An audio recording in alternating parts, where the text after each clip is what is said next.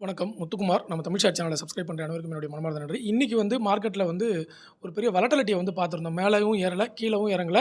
Side வேலயே சுத்திட்டு இருந்துச்சு. மேல ஒரு 60 புள்ளி போச்சு, திருப்பி கீழ வந்துச்சு. இப்படி இதனுடைய ரீசன் என்னன்னு பார்த்தீங்கன்னா, ஒண்ணும் இல்லங்க. அந்த ஆப்ஷன் செல்லர்ஸ் இருக்காங்க பார்த்தீங்களா, அவங்களுக்கு லாபம் வரணும்னா மார்க்கெட் இப்போ ஆப்ஷன்ஸ் பையிங்ல கால் ஆப்ஷன்ஸும் பிரீமியம் அதிகமா இருக்கு. புட் ஆப்ஷன்ஸும் பிரீமியம் அதிகமா இருக்குன்னு வச்சுக்கோங்களேன். அப்போ மார்க்கெட் பார்த்தீங்கன்னா, சைடு வேல டிராவல் பண்ணி அந்த 2த்தோட பிரீமியமே குறைப்பாங்க. கிட்டத்தட்ட இன்னைக்கு அப்படிதான் நடந்திருக்கு மார்க்கெட். ஓகே. ஒரு பாசிட்டிவ்ல நமக்கு தொடர்ந்து போகல. அதே மாரி நெகட்டிவ்லயும் தொடர்ந்து போல. நிஃப்டியோடைய 5 மினிட்ஸ் சார்ட் எடுத்து இன்னைக்கு பார்த்தீங்கன்னா, இன்னைக்கு காலையில கேப் டவுன் ஆகி ஓப்பன் ஆச்சு. அதுக்கப்புறம் கம்ப்ளீட்டா ஏறி நேத்திக்கோட ஹை வரைக்கும் தொட்டுச்சு. அதுக்கப்புறம் திருப்பி டவுன் ஆகிட்டு 23,325 அகைன் 23,480 இப்படியே அந்த 125 புள்ளிகள் மேலேயும் கீழேயும் மேலேயும் கீழேயும் தான் நிஃப்டி இன்னைக்கு டிராவல் பண்ணிட்டு இருந்துச்சு. இதுக்கான ரீசன் என்னன்னா, நான் சொன்ன அந்த பிரீமியம ரெடியூஸ் பண்றது தான். அந்த ஆப்ஷன் செல்லர்ஸ் பிரீமியம் நெறைய சாப்பிடுவாங்க. ஓகே. ஸோ அவங்களுக்கான மார்க்கெட்டா இன்னைக்கு அமைஞ்சிருச்சு. நாளைக்கு நிஃப்டி நேரோ ரேஞ்ச் டேல, அதாவது இந்த மந்த் நேரோ ரேஞ்சுன்றது ஆல்ரெடி நம்ம பார்த்த டேட்டா. அத நோட் பண்ணிக்கோங்க. அது இல்லாம நாளைக்கு நிஃப்டி நேரோ range data. Okay. So volatility R1 cut பண்ணா மேல போறதுக்கான வாய்ப்பும், S1 கட் பண்ணா கீழ வரதுக்கான வாய்ப்பும் பிவட் பாயிண்டோட டெக்னிக்கல் படி சொல்லுவாங்க. அப்ப அத நம்ம கவனிக்கணும். ஓகே. ஸோ நிஃப்டிய பொறுத்தளவுல இன்னைக்கு வெறும் 10 புள்ளிகள் தான் ஏற்றத்துல இருந்தது. ஃபுல்லாவே சைடு வேலயே டிராவல் பண்ணுச்சு. சைடு வே டிராவல் அப்படின்றது ஆப்ஷன் செல்லர்ஸ்க்கு வேணா அத சைடு வேன்னு எடுத்துக்கலாம். நார்மல் ட்ரேடர பொறுத்தளவுல அப் ட்ரெண்ட், டவுன் ட்ரெண்ட் இது 2த்த தான் நம்ம கம்பேர் பண்ணுவோம். ஆப்ஷன் செல்லர்ஸ் மட்டும் தான் அந்த சைடு வே அதிகமா கன்சிடர் பண்ணுவாங்க. ஓகே. நமக்கு ஒரு ஒரு ட்ரேடர் ஈக்விட்டி ட்ரேடரோ அல்லது இண்டெக்ஸ் ட்ரேடருக்கு அந்த சைடு வே மார்க்கெட்ல பெருசா ஒண்ணுமே நடக்காது. சொல்லப்போனா நஷ்டம் தான் வரும். நமக்கு ட்ரெண்டிங் மார்க்கெட்டா இருந்தா மட்டும் தான் ஈஸியா ட்ரேட் பண்ண முடியும். ஓகேவா? அத புரிஞ்சுக்கணும். அடுத்தது நிஃப்டிய பொறுத்தளவுல இன்னைக்கு அட்வான்ஸஸ் டிக்ளைன் டேட்டா அப்படின்னு பார்த்தீங்கன்னா, நிஃப்டியில 3,396 கம்பெனிகள் இன்னைக்கு ட்ரேட் ஆயிருக்கு. அதில 1,815 கம்பெனிகள் அட்வான்ஸஸ், 1,471 கம்பெனிகள் டிக்ளைன். மார்க்கெட் அட்வான்ஸஸ் தான் அதிகமா இருக்கு. அப்போ நமக்கு என்ன எக்ஸ்பெக்டேஷன்னா, மார்க்கெட் அப்படியே பாசிட்டிவ் சைடு சாயுது அப்படின்றது தான் நம்ம எடுத்துக்கணும். ஓகே. அடுத்தது பார்த்தீங்கன்னா, இன்னைக்கும் 52 வீக் ஹைல 103 பங்குகள் இருக்கு. 52 வீக் லோல 56 பங்குகள் இருக்கு. இந்த 52 வீக் லோல இருக்கக்கூடிய பங்குகள எடுத்துட்டு, அதில நமக்கு எந்த ஸ்டாக்ஸ் இப்போ இன்னைக்கே பார்த்தீங்கன்னா 56 கம்பெனி இருக்கு. 52 வீக் லோல. மொத்தமா பார்த்தீங்கன்னா, அப்படியே ஒரு 500லேருந்து ஒரு 600 கம்பெனி 52 வீக் லோல நமக்கு கிடைக்கும். ஆனா, அந்த 56 அந்த 500, 600 கம்பெனில எந்த கம்பெனி நல்ல ஃபண்டமெண்டல் இருக்குன்றத நம்ம பார்க்கணும். அத பொறுத்து நம்ம என்ன பண்ணணும்னா, அந்த ஸ்டாக்ஸ்ல அக்யூமுலேட் பண்றத ஸ்டார்ட் பண்ணலாம். இதெல்லாம் மியூச்சுவல் ஃபண்ட் போகாதவங்க உட்காந்து வேல பார்த்து அதெல்லாம் பண்ணணும். பட் மியூச்சுவல் ஃபண்ட் போறீங்க அப்படின்னா அதெல்லாம் தேவைப்படாது. பட் ஈக்விட்டி ட்ரேடிங் பண்றவங்க, அதாவது மியூச்சுவல் ஃபண்ட விட கொஞ்சம் அதிகமான ரிட்டர்ன்ஸ் வரணும். நான் கொஞ்சம் அட்வான்ஸ் லெவல்ல போறேன் அப்படின்றவங்க இந்த ஈக்விட்டிய டைரக்ட்டா ட்ரேட் பண்ணுவாங்க. ஓகே. ஸோ அப்ப என்ன ஆகும்னு பார்த்தீங்கன்னா, இதெல்லாம் நமக்கு தேவைப்படும். ஓகே. இப்போ இப்போ நார்மலா ஒரு மியூச்சுவல் ஃபண்ட் ஒரு வருஷத்துக்கு 12% ரிட்டர்ன்ஸ் குடுக்குதுன்னா, ஸ்டாக்க பொறுத்தவரை ஒரே மாசத்திலேயே 15% ரிட்டர்ன்ஸ் குடுத்துரும். அப்போ என்ன பண்ணுவாங்கன்னா, அது கொஞ்சம் ஃபாஸ்ட்டா போறதுக்காக ஈக்விட்டிய எடுப்பாங்க. அதுவும் நல்ல ஆப்ஷன் தான். ஈக்விட்டி ஸ்விங் ட்ரேடிங்லாம் தாராளமா நான் அத தான் பண்றது இப்போ. ஒரு 40 இயர்ஸ தாண்டிட்டீங்க அப்படின்னா, உங்களால டெய்லி இன்ட்ராடே பண்ணவே முடியாது. நான் 2016, 17லாம் வீடியோ ஸ்டார்ட் பண்ணேன் பார்த்தீங்களா? 9 வருஷத்துக்கு முன்னாடி YouTubeல வீடியோ போட்டுட்டு இருந்தேன் பார்த்தீங்களா? உங்க எல்லாருக்கும் பழைய சப்ஸ்கிரைபருக்கு தெரியும். அப்பலாம் பார்த்தீங்கன்னா, அக்ரெசிவா ஃபியூச்சர்ஸ் ட்ரேடிங் பண்ணிட்டு இருந்தேன். ஒரு 39 வயசு வந்தோனே அப்போ எனக்கு வயசு 35. 4 வருஷத்துக்கு அப்புறம் பார்த்தீங்கன்னா, அப்படியே ஃபியூச்சர்ஸ் ட்ரேடிங், ஆப்ஷன் ட்ரேடிங்லாம் கம்மி பண்ணிட்டு வெறும் ஈக்விட்டில அப்படியே மைல்டா ட்ரேட் பண்ணிட்டு இருந்தேன். ஒரு 42 அடுத்து ஒரு 3 வருஷம் ஆச்சு. அந்த பிரஷர் தாங்க முடியல. எப்ப பார்த்தாலும் ட்ரேடிங் பண்ணிட்டு ஒரு 2 வருஷம் நீங்க ட்ரேடிங் பண்ணீங்கன்னா, அந்த பிரஷரே உங்கள அடுத்து ஒரு 2 வருஷத்துக்கு அந்த இம்பாக்ட் மார்க்கெட்ல டிராவல் பண்றவங்களுக்கு மட்டும் தான் புரியும். அது என்ன ஸ்ட்ரெஸ்ன்றது. ஓகே. ஸோ ஸ்கால்பிங் ட்ரேடிங்கை விட்டுட்டு, அதுக்கப்புறம் இன்ட்ராடே ட்ரேடிங்கா மாறி, அதுக்கப்புறம் இப்போ பார்த்தீங்கன்னா ஸ்விங் ட்ரேடிங். அதான் ஸ்விங் ட்ரேடிங்கிறத விட ஷார்ட் டெர்ம் இன்வெஸ்ட்மெண்ட்னு சொல்லலாம். நம்ம இன்வெஸ்ட்மெண்ட்ட போடுறோம். 10 நாளோ, 20 நாளோ, 30 நாளோ, 2 மாசமோ, 3 மாசமோ ஒரு 5% இல்ல 10% லாபம் வந்தா மட்டும் தான் எடுப்போம். அந்த மாதிரி ஒரு பொசிஷனல் ட்ரேடிங் மாறியாச்சு. இது எல்லாருமே நீங்க மார்க்கெட்ல இத மட்டும் தான் ஃபாலோ பண்ண முடியும். நீங்க எவ்வளோ பெரிய ட்ரேடரா இருந்தாலும், ஸ்கால்பிங்கே சாகுற வரைக்கும் பண்ண முடியாது. ஸ்கால்பிங்கே 25 வருஷத்துக்குலாம் பண்ணவே முடியாது. ஓகேவா? அதுவும் இனிமேல் சுத்தம் ஏஐ வந்துட்டதுக்கப்புறம் நீங்க ஃபைட் பண்ணிலாம் ஸ்கால்பிங்லாம் பண்ணவே முடியாது. ரொம்ப டேஞ்சரு. ஓகே. அப்போ என்னன்னா, ஸ்கால்பிங்ன்னு உள்ள வருவாங்க ஆசைப்பட்டு. 5 நிமிஷத்துல ரூ. 1000 எடுப்பாங்க, ரூ. 2000 எடுப்பாங்க. ஒரு 6 மாசத்துல அவங்களுடைய டென்ஷன், பிரஷர் பயங்கரமா ஆனவுடனே அப்படியே இன்ட்ராடே ட்ரேடரா மாறுவாங்க. காலையில வாங்கிட்டு ஒரு 2, 3 மணிக்குள்ள விக்கிறதுக்கு பார்ப்பாங்க. அது ஒரு வருஷம் ஓடும். அதுக்கப்புறம் பார்த்தீங்கன்னா, அதுவும் போர் அடிச்சு போய் அந்த ஸ்ட்ரெஸ்ஸா இருக்குன்னு சொல்லிட்டு அப்படியே ஸ்விங் ட்ரேடிங்க்கு மாறுவாங்க. ஸ்விங் ட்ரேடிங்லயும் கொஞ்சம் அவங்களுக்கு வந்து என்ன ஆகும்னா, ஒரு அதுக்கு அடுத்த லெவல் போணும்னு தோணும். அதுக்கு அடுத்த லெவல் பார்த்தீங்கன்னா, ஷார்ட் டெர்ம் இன்வெஸ்ட்மென்ட்க்கு வருவாங்க. அதுக்கப்புறம் நல்ல மெச்சூரிட்டி கிடைக்கும் மார்க்கெட்ல. அதுக்கப்புறம் லாங் டெர்ம் இன்வெஸ்டரா வந்துட்டு, நம்ம வேலையே பார்க்கக்கூடாது, மார்க்கெட்டே தொடக்கூடாது. ஆனா நமக்கு பணம் வரணும் அப்படின்ற கண்டிஷனுக்கு லாஸ்ட்டா போவாங்க. இதுதான் பாதை. நீங்க எப்படிப்பட்ட இன்வெஸ்டரா இருந்தாலும், உங்களோட ஃபைனல் டெஸ்டினேஷன் வந்து லாங் டெர்ம் இன்வெஸ்டரா தான் இருக்கும்.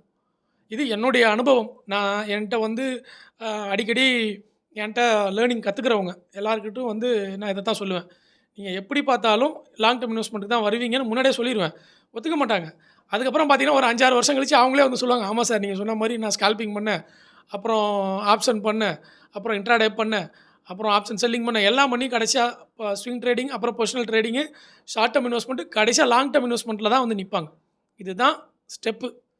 நீங்க எடுத்த உடனே லாங் டெர்ம் இன்வெஸ்ட்மென்ட் வந்தீங்கன்னா, உங்களுக்கு இன்ட்ராடே ட்ரேடிங் மேல ஒரு ஆர்வம் இருந்துகிட்டே இருக்கும். நம்ம இன்ட்ராடே ட்ரேடிங் பண்ணலாமோ? இத விட அது லாபமா இருக்குமோ? அப்படின்னு உங்களுக்கு மைண்ட் தோணிக்கிட்டே இருக்கும். ஆனா, இந்த ப்ராசஸ நீங்க ஃபாலோ பண்ணீங்கன்னா, அதனுடைய டென்ஷன், பிரஷர் புரிஞ்ச உடனே நீங்களே அத விட்டுருவீங்க. விட்டுட்டு வெளில வந்துருவீங்க. இது ஸ்டெப் பை ஸ்டெப் நான் பாருங்க நாளை பங்கு சந்தைன்னு சொல்லிட்டு நம்ம முக்கியமான கன்டென்ட்க்கு போயிட்டோம். ஓகே, இந்த கன்டென்ட் வந்து யூஸ்ஃபுல்லா இருந்துச்சுன்னா கண்டிப்பா லைக், கமெண்ட், சப்ஸ்கிரைப் கீழ போட்டுருங்க. முக்கியமா கமெண்ட்ட பதிவு பண்ணுங்க. நீங்க எந்த ஸ்டேஜ்ல இருக்கீங்க? அப்படின்றத வந்து எனக்கு கமெண்ட்ட கீழ பதிவு பண்ணுங்க. ஓகே.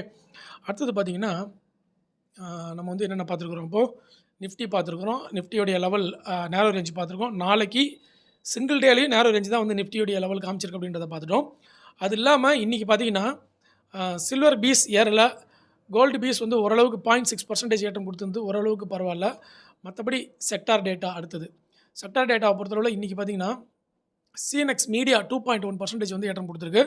அடுத்தது நிஃப்டி கன்சியூமர் டியூரபிள்ஸ் வந்து 2% வரைக்கும் ஏற்றம் குடுத்திருக்கு. மத்தபடி எதுவும் வந்து பெருசா ஏற்றம் குடுக்கல. மெட்டல், ஐடிலாம் வந்து டவுன்ல தான் இன்னைக்கு இருந்தது. ஓகே. அதுவும் பெரிய டவுன்லாம் இல்ல. டவுன் சைடு போனதும் பெருசா போகல. அப் சைடு போனதும் பெருசா போகல. அப்போ அதுதான் சைடு வேன்னு நம்ம சொல்லிக்கிறோம். ஓகே. அடுத்தது இண்டிவிஜுவல் மார்க்கெட்ல டாப் கெய்னர்ஸ் அண்ட் லூசர்ஸ் பார்த்துருவோம். ஈக்விட்டி மார்க்கெட்ல டாப் கெய்னர்ஸ் அண்ட் லூசர்ஸ் அப்படின்னு பார்க்கும்பொழுது, இன்னைக்கு என்ன நான் நிஃப்டி 500ல வந்து எடுத்து சொல்றேன் உங்களுக்கு. ஓகே. பிசிக்ஸ் வாலா 15% ஏற்றம் குடுத்திருக்கு. ஜீ லிமிடெட் 12.5%. செம்ப்ரோ 9%, அதாவது 10% சர்க்யூட் அடிச்சிருக்காங்க. ஆனந்த் ராஜ் 8%, ஜென்டெக் 7%, ஹிந்துஸ்தான் ஹெச்எஸ்சிஎல் 6%, அதுக்கப்புறம் தேஜாஸ் நெட் வந்து என்ன ஆயிருக்கிறாங்க 6% கிட்ட வந்துருச்சு. ஃபோர்ஸ் மோட்டார்ஸ் நல்ல ரிசல்ட், நல்ல சேல்ஸ் காமிக்கலங்க. ஆனாலும் ஃபோர்ஸ் மோட்டார்ஸ் வந்து இன்னைக்கு 6% ஏற்றம் குடுத்துருக்குங்க. மார்க்கெட் எப்படி போயிட்டு இருக்கு பாருங்க. அதுக்கப்புறம் டேட்டா பேட்டர்ன்ஸ் வந்து 5% மேல ஏற்றம் குடுத்துட்டாங்க. நெட்வெப் 4% மேல ஏற்றம் குடுத்துட்டாங்க. இப்கா லேபாரட்டரீஸ் 4%க்கு மேல ஏற்றம் குடுத்துருச்சு. ஸோ நிஃப்டி 500லயே பார்த்தீங்கன்னா 271 கம்பெனிகள் வந்து ஏற்றம், 226 கம்பெனிகள் இறக்கம். ஸோ 271 அப்படின்றப்போ இது வந்து நமக்கு என்ன ஆகுது, மார்க்கெட்ட பாசிட்டிவ் டைரக்ஷன்ல தான் வந்து கொண்டு போகுது அப்படின்றது நல்லா புரியுது. சரி. இப்போ அடுத்தது நம்ம பார்க்க வேண்டிய டேட்டா என்ன? அட்வான்சஸ் அண்ட் டிக்ளைன் பார்த்துட்டோம். ஓகே. நிஃப்டி பார்த்துட்டோம். நிஃப்டியோட டெக்னிக்கல் பார்த்துட்டோம். செக்டார் டேட்டா பார்த்துட்டோம். Top gainers, top losers data பார்த்துட்டோம். அடுத்து யுஎஸ்டி டேட்டா, ஆப்ஷன்ஸ் டேட்டா பார்க்கணும். ஆப்ஷன்ஸ் டேட்டா நான் ஃபஸ்ட்டே சொன்னேன் இல்லையா? இன்றைக்கி வந்து கால் ஆப்ஷன், புட் ஆப்ஷன்ஸ் ரெண்டுமே வந்து ப்ரீமியம் குறைக்கிறதுக்காக ஆப்ஷன் செல்லர்ஸ்க்கு ஃபேவரபுளான மார்க்கெட் ஆகிடுச்சு, சைடுவே மார்க்கெட் ஆகிடுச்சு.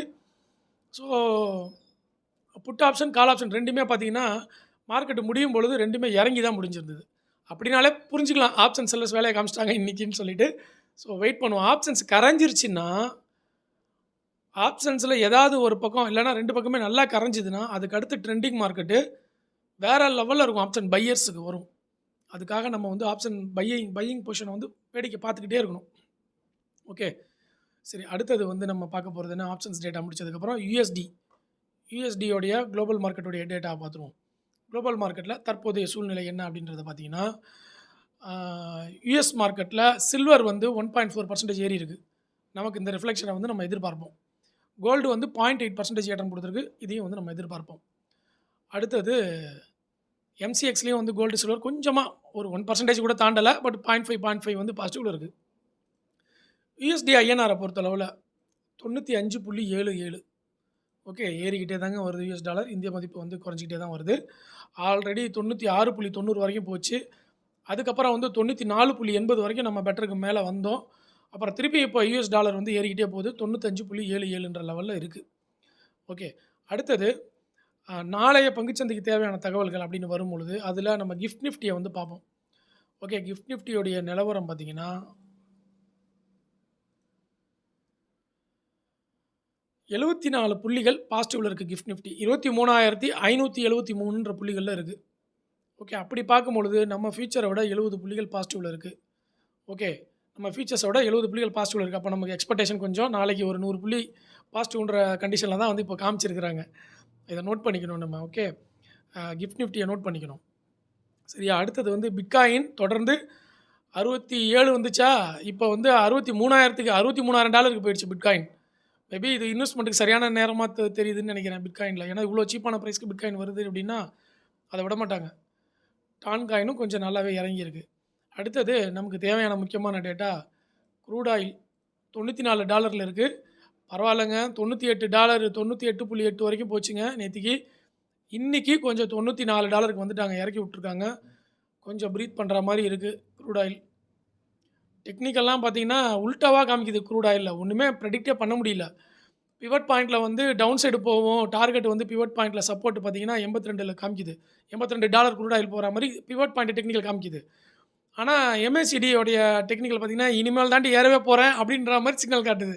ஸோ க்ரூட் ஆயிலோடைய டெக்னிக்கல் வந்து நம்ம கையில் இல்லை. ஓகே. அந்த மாதிரி வந்து மாற்றிட்டாங்க மார்க்கெட்டை. ஒரு நியூஸ் பேஸ்டு மார்க்கெட்டாக இப்போ வந்து ஓடிட்டுருக்கு. சரிங்களா? ஸோ அடுத்தது என்னென்ன பார்த்துருக்குறோம், யுஎஸ் டாலர் பார்த்தாச்சு, கிஃப்ட் நிஃப்டி பார்த்தாச்சு, க்ரூட் ஆயிலு, பிட்காயின் டேட்டாவும் பார்த்தாச்சு. அடுத்தது நம்ம பார்க்க போகிறது குளோபல் மார்க்கெட். யுஎஸ் மார்க்கெட் என்ன நடந்திருக்கு, யூகே மார்க்கெட் என்ன நடந்திருக்கு அப்படின்ற அப்டேட் எடுத்துக்கணும். இது எல்லாத்தையுமே யாராவது வந்து கமெண்ட்டில் கன்சாலிடேட் பண்ணி போடுங்க, நம்ம என்னென்னலாம் டிஸ்கஸ் பண்ணிட்டு வரோன்றத. அப்போ வந்து இந்த வீடியோவில் நம்ம எவ்வளோ டிஸ்கஸ் பண்ணியிருக்கோன்றது வந்து எல்லாருக்குமே தெரியும்.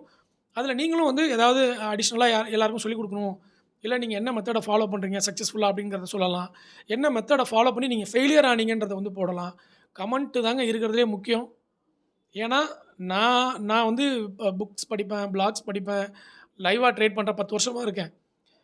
இது எனக்கும் வந்து நான் ஆரம்ப காலத்தில் கமெண்ட் படித்து நிறைய கற்றுக்கிட்ட விஷயங்கள் உண்டு. அதனால் தயவுசெய்து எல்லோரும் கமெண்ட்டை படிங்க.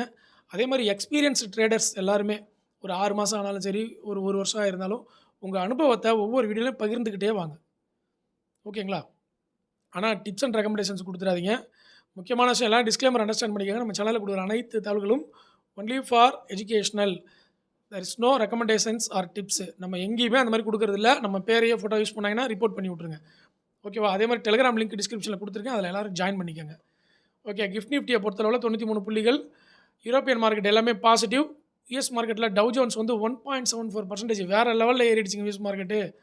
நாஸ்டாக் மட்டும் வந்து 0.25% இறங்கியிருக்கு, சும்மா உப்புக்கு இறங்கியிருக்கு, பார்க்கலாம். S&P 500ம் வந்து 0.2% பாசிட்டிவில் இருக்குது. டவ் ஜோன்ஸு 850 புள்ளிகள் 1.74 வேறு லெவலில் ஏறி இருக்குது. So European market positive. Gift Nifty 93 புள்ளிகள் பாசிட்டிவ். அப்போ நம்ம எக்ஸ்பெக்டேஷன் நாளைக்கு பாசிட்டிவில் தான் வந்து வைக்க வேண்டியதாக இருக்கிறது. ஓகே. கால் ஆப்ஷன்ஸ் நீங்கள் வாங்கி ஹோல்டு பண்ணவங்களுக்குலாம் கொஞ்சம் ஜாலியாக இருக்குன்னு நினைக்கிறேன். சரி, பொறுத்திருந்து பார்க்கலாம். அடுத்து நம்ம பார்க்க வேண்டிய டேட்டா என்னென்னா டிவிடெண்ட் டேட்டா. நேற்றுக்கு வீடியோவில் எல்லாமே தெளிவாக சொல்லியிருக்கேங்க. இந்த வாரத்துக்கு தேவையான டிவிடெண்ட் டேட்டா, போனஸு, அப்புறம் வந்து பைபேக் டேட்டா ஃபுல்லாக கொடுத்துருந்தேன் நேற்றுக்கு வீடியோவில். தயவுசெய்து நேற்றுக்கு வீடியோ போய் எல்லோரும் பார்த்துருங்க, பார்க்காதவங்க. ஷார்ட்ஸ்லேயும் போட்டிருக்கேன் பைபேக் டேட்டா. ஐபிஓ டேட்டாவும் கொடுத்துட்டேன். நேற்றுக்கு வீடியோலேயே போட்டுட்டோம். அடுத்த புது ஐபிஓ எதுவும் வரல. திருப்பி நாளைக்கு ஒரு தடவை ரிமைண்டருக்கு எல்லாத்தையும் போடுவோம். நிஃப்டி டெக்னிக்கல் பார்த்துட்டோம். Sector data, top gainers, ETF data. இடிஎஃப்பை பொறுத்தளவில் இப்போ பார்க்க வேண்டாம். லாங் பில்டப், ஷார்ட் பில்டப்பும் வந்து இப்போ நான் போடலை. ஏன்னா மார்க்கெட் நியூஸ் பேஸ்டு மார்க்கெட்டாக இருக்கணும்னால லாங் பில்டப், ஷார்ட் பில்டப் கிட்ட நான் வந்து போகல. ஓகேவா? ஸோ அவ்வளோதான் வந்து நம்ம இன்றைக்கி நாளைய பங்குச்சந்தைக்கு தேவையான தகவல் மொத்தமும் மேக்ஸிமம் கவர் பண்ணிட்டோம். ஒரு 15 பாயிண்ட் கிட்ட கவர் பண்ணியிருக்கிறோம். இதெல்லாம் பயனுள்ளதாக இருந்ததுன்னா கண்டிப்பாக லைக், கமெண்ட்டை சப்ஸ்கிரைப் பண்ணிடுங்க. டிமேட் அக்கௌண்ட் ஓப்பன் பண்ணாதவங்களுக்கு டிஸ்கிரிப்ஷனில் என்னுடைய ரெஃபரல் லிங்க் கொடுத்துருக்கேன். விருப்பம் இருக்கிறவங்க அதை வந்து யூஸ் பண்ணி அக்கௌண்ட் ஓப்பன் பண்ணி யூஸ் பண்ண ஆரம்பிங்க. ஓகே. அப்புறம் வந்து இன்னொரு ஆஃபர் வந்து கொடுத்துருக்குறாங்க ப்ரோக்கரேஜ் கம்பெனிகளில். அது என்ன ஆஃபர்னு அடுத்த ஷார்ட்ஸில் வந்து நான் ரொம்ப தெளிவாக போடுறேன். அக்கௌண்ட் ஓப்பன் பண்ணாதவங்களுக்கு அது ரொம்ப பெனிஃபிட்டாக இருக்கும். ஓகேவா? அதே மாதிரி வேறு கம்பெனிலேருந்து மாறணும்னு நினைக்கிறவங்களுக்கு அது ரொம்ப பெனிஃபிட்டாக இருக்கும். அதை வந்து நான் அடுத்த வீடியோவில் தெளிவாக சொல்கிறேன். ஓகே. நன்றி, வணக்கம்.